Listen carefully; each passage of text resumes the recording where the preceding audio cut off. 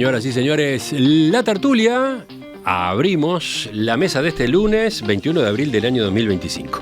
¿Con quién nos encontramos hoy? Bueno, a ver, por orden alfabético inverso. Primero, Patricia González. Buen día. ¿La última? ¿El orden alfabético? Sí, porque bueno, todos los demás están por abajo, bien abajo en el alfabeto.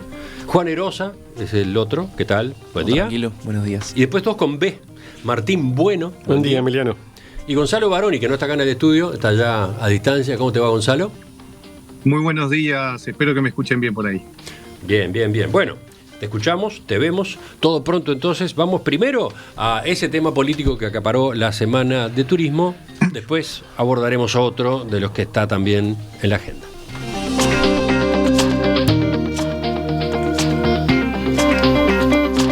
Tema resuelto. Así definió el presidente Yamandu Orsi el episodio que protagonizó la semana pasada Cecilia Cairo, que el viernes le presentó su renuncia al cargo de ministra de Vivienda.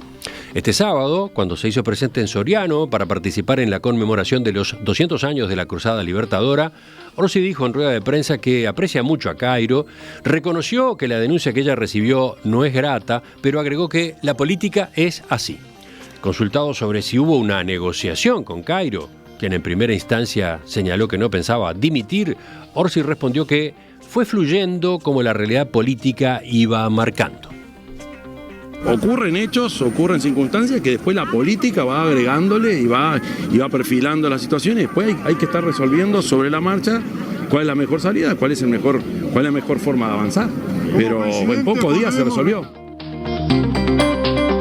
Orsi no quiso profundizar en el motivo, en la génesis de la renuncia de Cairo, es decir, la situación irregular de su casa. Recordemos, el martes pasado el programa La Pecera de Azul FM reveló que la entonces jerarca pagaba contribución inmobiliaria como si el suyo fuera un terreno baldío, a pesar de que en él existen 4 viviendas. También se supo que Cairo no había pagado aportes al BPS por la construcción de esas edificaciones y por último que en 20 años apenas había abonado 89 pesos del impuesto a primaria. Orsi se limitó a comentar, es una irregularidad que trajo las consecuencias que trajo y no hay nada más que agregar. Estoy sintetizando, apretando mucho el resumen del tema que tiene una cantidad de ángulos más. Los escucho a ustedes a propósito de cómo vieron, digamos, la solución, por lo menos parcial, porque falta todavía alguna etapa, falta el nuevo nombre que se encargará del Ministerio de Vivienda. ¿Quién empieza? ¿Se miran? No sé, yo no tengo problema. Habla Juan. Lo primero que yo comparto con Yamandu, que una vez que este tema se resuelve, es un tema resuelto, ¿no? O sea, digamos, una vez que Cecilia presenta su renuncia, el asunto en sí ya no está en discusión. Me parece que lo que tal vez fue de lo que se habló mientras el suceso estaba aconteciendo. Me parece que lo que nos toca o lo que puede ser constructivo ahora es reflexionar acerca de cómo se manejó el tema y de los posicionamientos que hubieron y de las consecuencias que trae manejar con tal hostilidad estas cuestiones. A mí me parece que una cosa que tenemos que reflexionar como sociedad, y yo ahí estaba pensando y de mañana, una cosa que a mí me marcó la forma de pensar después de que leí un texto de John Locke, ¿no?, que hablaba sobre el liberalismo, que decía que cuando uno gobierna tiene que pensar siempre qué le gustaría que pasara el día que pierda, ¿no? Entonces, o el día que uno esté en posición desventajosa. Me parece que los escraches, que los escarnios públicos a este nivel, de cuestionar la honradez a este nivel, a mí me parece que son muy dolorosos y creo que todos los que estamos de alguna manera expuestos deberíamos reflexionar a la hora de hacer determinado nivel de comentario, porque el día de mañana no puede pasar. ¿A la denuncia en sí, a la situación que tomó Estado Público? A ver, eso es una cuestión, me parece, propia de la democracia, ¿no? O sea, los periodistas investigan, hacen su trabajo, exponen cosas y después la sociedad juzga con eso y esas cosas tienen consecuencias. Eso me parece una dinámica natural. Pero llamar a la deshonestidad o a la deshonra o al dolo por situaciones de este estilo, a mí me parece que es muy dañino. Yo también ¿te estás entonces refiriendo ¿qué? A declaraciones de algunos fundamentalmente de los dirigentes del Partido Nacional, ¿no? hay un segundo componente, pero lo primero que me parece que es importante es esto, es tener presente que el día de mañana le puede tocar a uno, ¿no? Estar en el error. Y que es muy jodido salir a matar a alguien así. Entonces, me parece que además la honestidad no se trata de no equivocarse nunca, ¿no? Uno no es honesto porque nunca se equivocó, sino que es honesto a partir de lo que hace con sus errores, ¿no? Y en eso me parece que Cecilia, yo qué sé, se identificó un error, lo reconoció, dijo que iba a regularizar su situación. Está bien, termina sucediendo, el presidente termina tomando la decisión que corresponde por la envergadura que tomó el tema y por su investidura, pero me parece que, y este es el segundo componente, por lo menos desde el Partido Nacional, me parece que hay una doble moral, una cosa, un doble rasero rampante que cuando son nuestros hay, bueno, salimos a defender y qué sé yo, y qué sé cuánto. Además vamos a conversar del tema de Valentina de los Santos en la segunda parte. Una doble moral que a mí me parece muy jodida. A mí me da la impresión que el presidente tomó la decisión que tomó.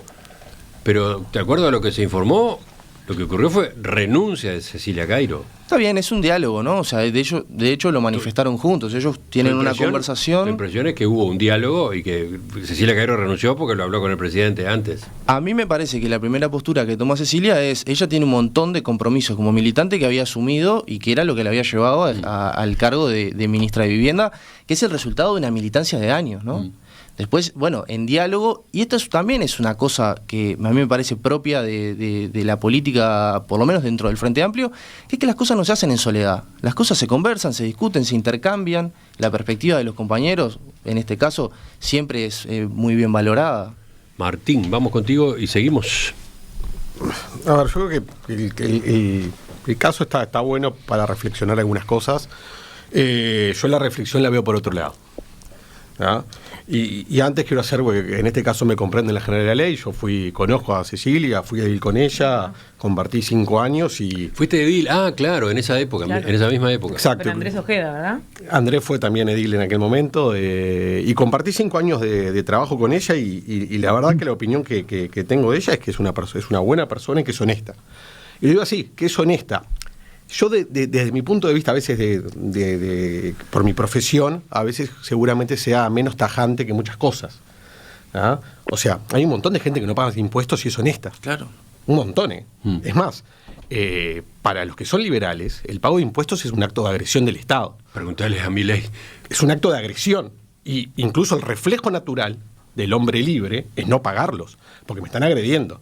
Después vienen las estructuras, diríamos, de civilizatorias para ponernos un manto de, bueno, hay un bien mayor, etcétera, etcétera. Pero digo, lo primero es, y obviamente esto es importante que los oyentes lo sepan, mi opinión sobre Cairo tiene que ver con la subjetividad de conocerla y haber trabajado con ella, haber compartido una junta departamental de 5 años y realmente creo que es una persona, que es una buena persona. Yo creo que la reflexión viene por otro lado. Y tiene que ver, y creo que es una reflexión que en particular, en este caso, aparte de leyendo la declaración del MPP, es una reflexión que tiene que hacer el MPP. ¿Ya? ¿Por qué? El MPP tiene una cultura política muy respetable, ¿ya? Obviamente, y que lo ha marcado, que es que sus integrantes viven, o gran parte de sus integrantes viven, como viven los más desfavorecidos. ¿No? O en parte diríamos está eso, y Cecilia incluso siempre lo ponía arriba de la mesa, ¿no? Cómo era su forma de vida. Todos sabemos que en esa estructura política también, o sea, un legislador cobra tanto, pero en realidad no cobra tanto, cobra mucho menos porque tienen salarios topeados, etcétera, etcétera. Lo que sucede es que hoy el MPP ya no es una estructura pequeña o disonante dentro de la izquierda, el MPP es el gobierno. O sea, el MPP hoy representa, ¿verdad?, no solo el gobierno, sino al Estado. Entonces, en el MPP está, por ejemplo, el poder tributario. Es quien hoy gobierna el poder tributario, gobierna el poder normativo, es quien tiene que hacer cumplir las normas, ¿ah? Entonces, toda esa cultura que seguramente tiene en paralelo por sus orígenes, por de dónde viene, debe hacer cierto conflicto con ser un partido de gobierno. absolutamente de gobierno. Y ahí creo que tienen que empezar a calibrar ciertas cosas. O sea, no puedo hacer una romantización o una cultura o una épica de ser de esa cosa pseudo-anarco, ¿viste? Que estoy por fuera de ciertas cosas y vivo de tal manera, porque sos el Estado ahora. Hoy depende de vos que impongas las normas y que cobres tributos a la fuerza, porque nadie paga impuestos voluntariamente en términos generales. Nadie paga impuestos voluntariamente. La gente paga impuestos porque es una obligación y porque no hacerlo tiene consecuencias. Y en ese rol de que hoy están de gobierno y de representante del Estado que impone, tienen que calibrar, empezar a calibrar, yo creo, parte de su cultura, de, bueno, tenemos que dar el ejemplo, porque ¿cómo puedo yo...? Te pregunto, ¿estás discutiendo la retórica de cómo se enfrentó? Porque la decisión de Cecilia es clara y contundente, ¿no? Ella se hace cargo de su error, institucionalmente cuida al gobierno y a la institucionalidad y renuncia. No, pero no o sea, es así. Lo que vos estás discutiendo es cómo ella plantea el asunto. No estoy discutiendo eso. Estoy discutiendo que una persona que yo la conozco, sé que es honesta, que es buena persona y que durante 30 años vive de esa manera, es porque culturalmente hay muchos cuadros que sienten que los impuestos o las regulaciones no le aplican por la forma de vida que tienen y porque viven con los que están descalzos. Entonces, como yo vivo acá y yo vivo en estas circunstancias que yo elegí, ciertas cosas a mí no me aplican. Y eso es un tema cultural. Es un tema cultural, porque a los más pobres, a los más desfavorecidos, no les vamos a exigir, no les vamos a cargar. El tema es que aunque económicamente seguramente vivan limitadamente y con muchas privaciones, son el poder. Hoy representan el poder y hace mucho tiempo que son poder. Entonces, aunque no tengas acceso económico, aunque tengas un sueldo magro, igual sos poder. Y tenés que estar adelante y tenés que decir, bueno, nos toca ser ejemplo. Patricia, desde adentro del Frente Amplio, igual que Juan, pero en otro lugar, a ver. No, yo quiero decir que nosotros no hemos tenido todavía mesa política, tenemos hoy a la tarde. Pero yo te estoy pidiendo comentarios a título personal. No, en principio lo que voy a decir es eso, que más allá de que hay una resolución, nosotros no hemos conversado entre nosotros. Sí. Fue una semana bastante particular, digamos, ¿no? Era semana de turismo, nos agarraron una semana difícil. A ver, me parece que hay varias cosas para ver. Creo que todos nosotros tenemos que tener una variable de control, y yo he pensado mucho sobre eso, en esto que decía Martín. Pasa algo entre las personas que hacemos política, que es que nos conocemos y que tenemos vínculos entre nosotros.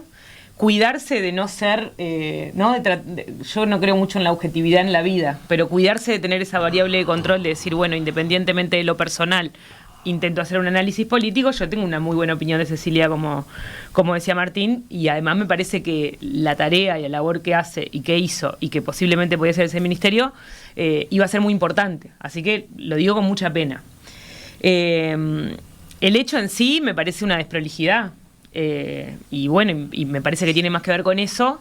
Sí me preocupa mucho porque nos pasa eso de metemos todos adentro del mismo paquete, ¿no? Y decimos, bueno, no es lo mismo tener un esquema de corrupción en la torre ejecutiva que no está mal, todo está mal, sí, bueno, pero en la línea entre lo que está bien y lo que está mal, cuando establecemos lo que está bien y lo que está mal, hay niveles diferentes. Yo creo que hay algo acostumbrado en esto, ¿no? A lo que decía Martín, sobre la lógica cultural que hay en muchos lugares de no regularizar. Eso me parece, no sé, hablando con mi familia, la gente que construye en los terrenos, eso en el interior del país es la norma. O sea, es la norma, no regularizar, tener un terreno, empezar a construir y después, ¿qué te dicen de hecho? No, si lo vas a vender, tenés que regularizar. ¿No? Eso es algo que tenemos. Esa es la norma. Bueno, esa es la norma. Esa es la norma, dice el abogado. ¿No? Es que esa es la norma. Lo que dice Patricia es clave. Esto que le pasa a Cecilia en realidad tiene que ver, perdón, pero con parte del Estado que está desconectada del mundo real. Y a nadie le importa. Bueno, pero un poco me parece eso. Después, ¿qué me pasa? Entiendo cuando los otros dicen, bueno, lo que pasa es que sos ministra de Vivienda y deberías haber tenido eso en cuenta. Yo creo que hay una no dimensión de lo que implica eso. Creo que ella no lo dimensiona tampoco hasta que empiezan a pasar las horas. Después, toda una discusión sobre la ética y sobre la moral, que me encantó la conversación que tuvieron el otro día entre Gabriel, Ana Laura, en esta mesa. Yo quiero discutir eso, porque además escuché hoy de mañana también a Fernanda, discrepo un poco con algunas cosas sobre que los políticos ponen a disposición su vida privada. No lo vi escrito en ninguna parte a eso. Me gustaría, si está escrito, me gustaría conversar sobre lo escrito, y si no, me gustaría que discutamos sobre cuáles son los límites y los márgenes. Está claro que pagar impuestos es una responsabilidad que tenemos todas las personas y mucho más ni hablar. Ahora, en el medio pasan otro montón de cosas y hablamos sobre otro montón de cosas que se ponen arriba de la mesa, y Ana Laura decía, yo en la política creo que hay que aplicar una moral kantiana, ¿no? ¿Qué quiere decir eso? Bueno, esto es lo que está bien, esto es lo que está mal, y el que está, pero no funciona así. Claro. No es que el que pase, porque vos no firmás un papel que dice lo que podés y lo que no podés cuando asumís un cargo de responsabilidad política. ¿Qué es lo que se espera? ¿Qué esperamos nosotros los políticos? En esa discusión de esperamos que paguen los impuestos, sí, bueno, bien. Yo tengo un matiz ahí. ¿Sí? Para mí el problema con Cecilia Cairo no es que no hubiera pagado los impuestos, es que no hizo la regularización del inmueble en el que ella vive. Por eso después resulta que no pagó impuestos. Pero bueno, está claro que esa es la discusión. El arranque de la cuestión es la no regularización. No haber hecho de manera formal en su momento, por ejemplo, las construcciones, con los trámites correspondientes y con las obligaciones ante el Banco de Previsión Social, y no haber hecho después tampoco el trámite, no haber regularizado. Yo voy al término de ese, regularización, porque después viene, no es lo mismo deber este tipo de impuestos que deber una cuota o 3 cuotas de un electrodoméstico que te compraste. Está clarísimo. Y un matiz de lo que... Y sobre todo porque ella es ministra, ella era ministra. Bueno, a eso voy. Me parece que ahí hay un punto. Regular. ¿No? Las viviendas tienen que cumplir con, en teoría, de acuerdo a lo que el gobierno persigue, tienen que cumplir con una serie de parámetros, ¿no? Fernanda decía, bueno, hablaba de los muertos en el ropero, ¿no? Yo estoy segura que si alguien le preguntó a Cecilia Cairo si te van a buscar algo, ¿qué te van a buscar? En la vida podría haber pensado en eso. Claro. O sea, en esto de... Yo creo que es una no dimensión del punto como un punto importante. Me parece que ahí podemos conversar sobre ese capítulo, pero que no la pone en un lugar de deshonestidad. Yo además creo que es una mujer muy valiosa para la política, muy importante para la política, no solo para el MPP y para el Frente Amplio. Creo que es una mujer valiosa para la política. Y después lo otro es que creo que el gobierno resuelve. Y después le gustará a Da Silva, no le gustará... Le gustará a Bianchi, no le gustará, porque y lo último que voy a decir sobre esto, porque era el enganche que venía sobre la ética y yo qué sé, difundir noticias falsas debería estar prohibido para los políticos. No hay ni una sanción sobre eso. Bueno, tú vas a otro tipo de comportamiento permanente. Entonces, digamos, honesto, ¿no? Digamos lo que se puede y lo que no se puede y empecemos a agregar cosas, porque a mí esa discusión me parece interesante y están pasando cosas terribles en este país, en este Parlamento. Esperá que todavía no habló Gonzalo. A ver. Es verdad, perdón. Sí, vamos, Gonzalo. Sí, yo estoy a la distancia y pierdo un poquito, así que les pido disculpas de no estar ahí. Me parece que esta es una discusión interesante y yo la resumiría en 3 niveles. Primero, por lo menos en los niveles humanos. Primero, la decisión del MPP, que en realidad la decisión del MPP era que Cairo no renunciara. No querían perder el lugar de Cairo y no querían perder a Cairo en ese lugar. ¿Por qué? Porque por algo masivamente todos los representantes, todos los legisladores salieron casi con un discurso muy similar de Cecilia es una buena persona, Cecilia es una gran militante, Cecilia es muy valiosa, y eso estaba totalmente alineado. Más allá de que probablemente lo creyeran, y me consta que la señora Cairo tiene un trajín y tiene un compromiso social que es muy grande, es muy bueno y que ayuda muchísimo a la política. Dicho esto, el primer nivel es el MPP, que el MPP no quería que renunciara y de alguna forma el presidente le tuerce el brazo a el MPP pidiéndole que se vaya la ministra. Lo segundo es el presidente, que el presidente estaba de vacaciones, después sale diciendo a los días, bueno, en realidad las cosas se van tomando de acuerdo a cómo va tomando el tema. Esto fue un tema de, medir cómo venía la opinión pública, cómo iba declarando la ex ministra Cairo y cómo, de alguna forma, el sistema político también reaccionaba a esto. Entonces, yo creo que el presidente demora en tomar una decisión también porque fue midiendo un poco el estado de sensación, la temperatura de la opinión pública, y eso no es menor. Ahí hay un punto aparte, lo de tema resuelto. ¿Tema resuelto de qué? De que cambian a la ministra, pero en realidad el tema no está resuelto, porque la gente sigue indignada, y yo estoy indignado y muchos estamos indignados, porque en realidad, que voy al tercer punto, que es la persona de Cairo. Cairo durante una semana estuvo en prensa, en distintos lugares, diciendo primero que no iba a renunciar. Fernando Pereira dijo que para él ella no tenía que renunciar, pero además Cairo en un momento dice, bueno, sí, no, como que no era tan grave. Y después en algunos momentos, cuando en redes, en varios lugares, ella habiendo declarado que no sabía que tenía que pagar esos impuestos, hay intervenciones en la Cámara que ella enumera explícitamente cuáles son los impuestos que tiene que tener una vivienda regularizada. Ella los enumera. Por lo tanto, ella estaba al tanto de cuáles eran los impuestos que al final del día no pagó. Entonces yo creo que al final del día no es solo si la señora Cairo es muy buena militante, está bien o no está bien. Yo creo que al final del día es que durante 3 semanas estuvimos hablando de Cairo, porque no fue solo por este tema, porque antes era porque estaba topeada, y antes era porque su discurso de Asunción, y hace varios días que viene como que levantando el perfil, y yo creo que esta información nadie puede dudar que se batió desde adentro o alguien muy cercano. Esto no es que vino solamente de una investigación periodística.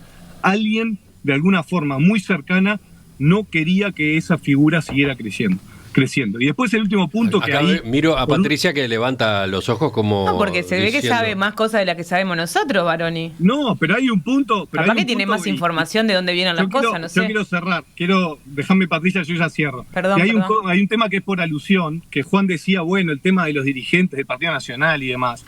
Hay una diferencia, Juan, ahí que me parece que es bien clara, que ahora son gobierno.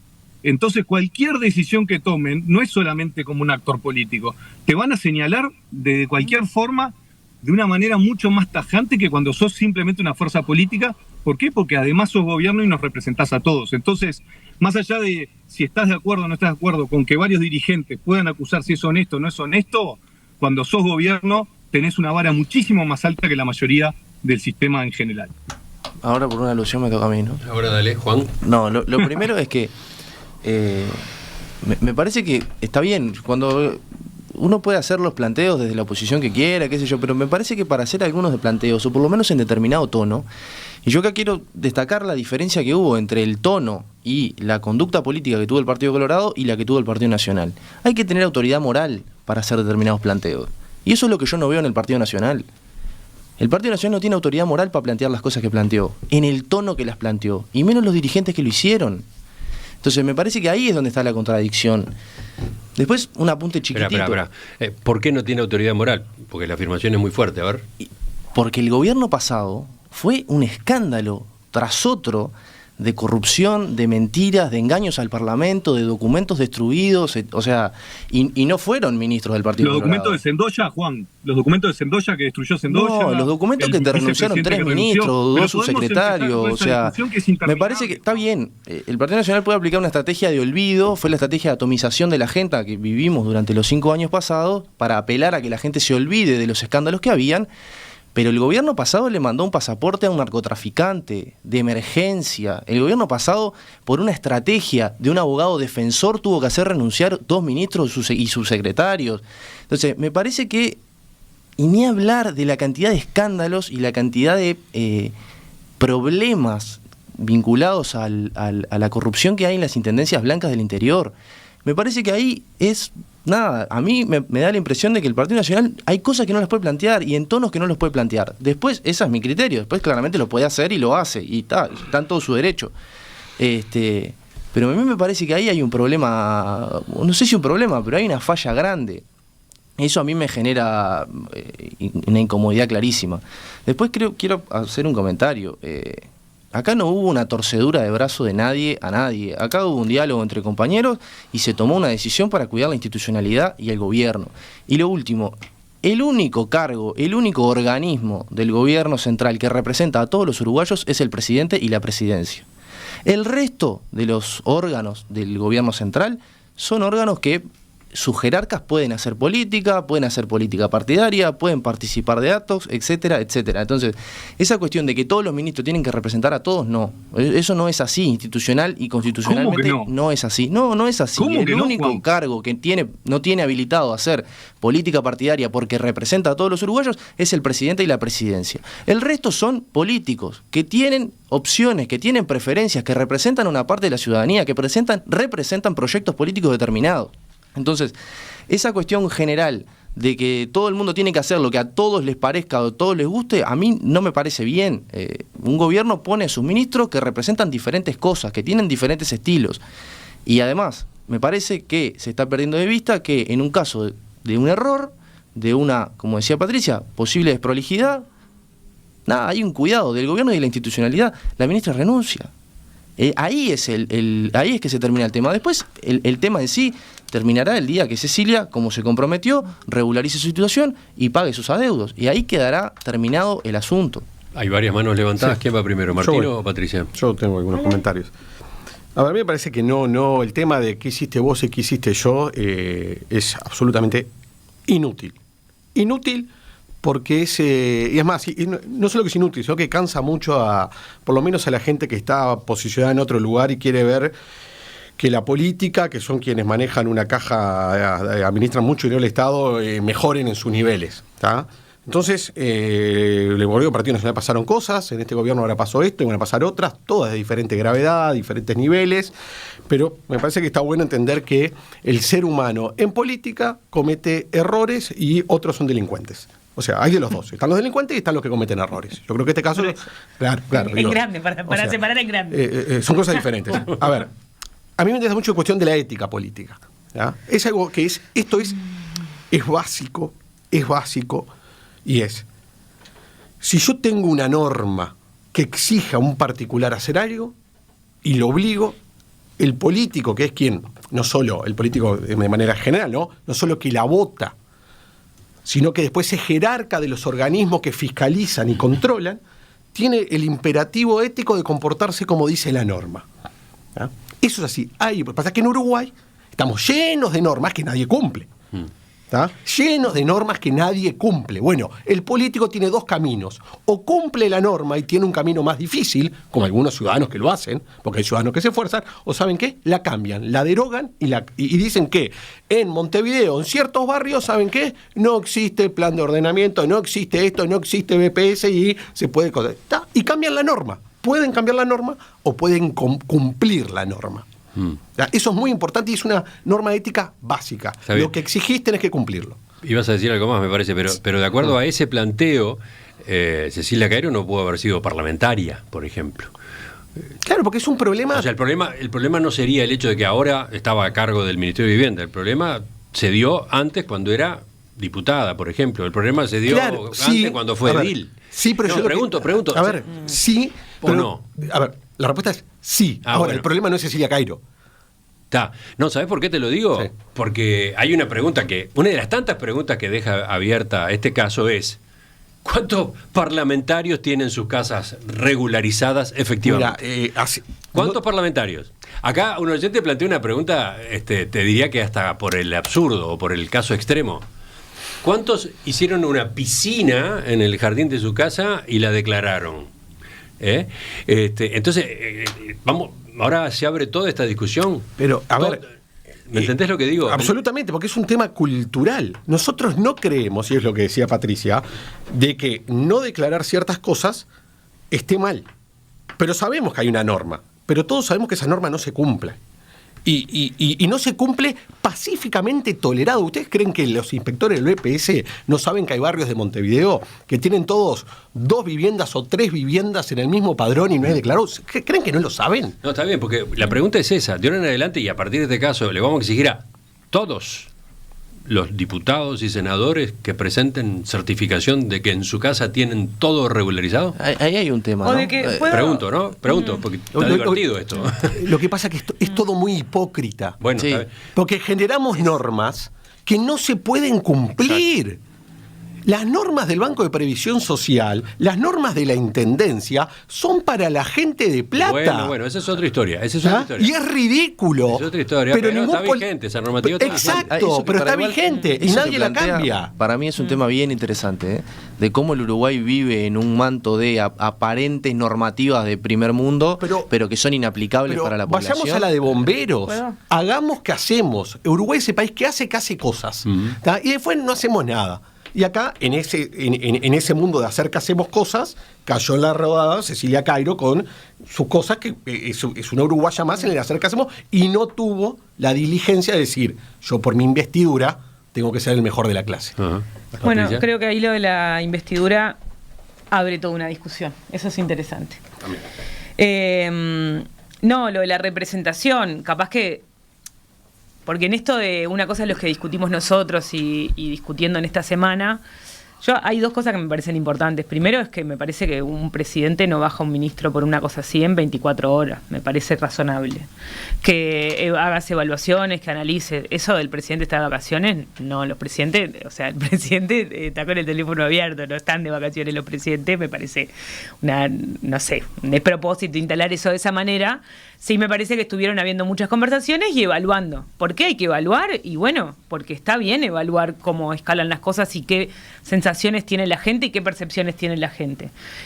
Sobre la representación, el Parlamento representa. Eso está establecido en la República, querido compañero Baroni, representa al Parlamento, es el organismo de representación, y el presidente de la República en el Poder Ejecutivo es quien tiene la habilitación de la representación porque es el electo. Es el presidente quien elige al elenco que lo acompaña, claramente, y es el presidente quien baja a la gente, y eso me parece bien. Pero sí me parece que hay no nos van a gustar todos a todos. Y con eso aceptemos. Yo creo que el punto no es si a mí me cae bien o me parece bien lo que hace, sino marcar esa línea.